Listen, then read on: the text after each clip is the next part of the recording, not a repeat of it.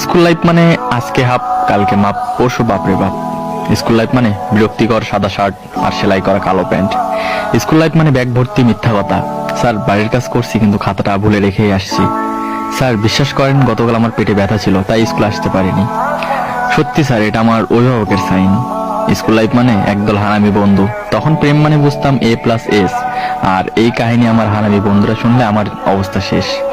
আর রবীন্দ্রনাথ যদি আমাদের তৈরি জাতীয় সঙ্গীত শুনতেন তাহলে নিজেকে নোবেল পাওয়ার অযোগ্য মনে করতেন। শপথ মানে নিজে অন্যায় করব, অন্যের অন্যায়কে প্রশ্রয় দেব। স্যারদের নিকনেম গুলো শুনলে হয়তো তারা তখনই চাকরি ছেড়ে চলে যেতেন। আমার এক একটা বন্ধু ছিল ক্লাস ফাঁকি দেওয়ার উপর PhD করা। নিজেকে অনেক বড় সন্ত্রাস মনে করতাম যখন আমি স্কুলে না আসা সত্ত্বেও আমার হাজিরা অন্য কেউ দিয়ে দিত। স্যারও আমাকে মারছে। স্যার কিছু না বলার পরে তাকে মারার পরে পানিশমেন্ট হিসেবে কান ধরে দাঁড়িয়ে থাকা।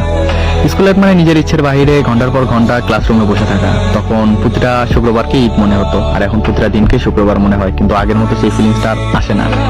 হ্যাঁ, আমি মিস করি, অনেক মিস করি ফেলে আসা সেই স্কুল লাইফটাকে, বন্ধু নামক কলেজের ভাইগুলোকে, আর শিক্ষক শিক্ষিকা নামক বাবা মাকে।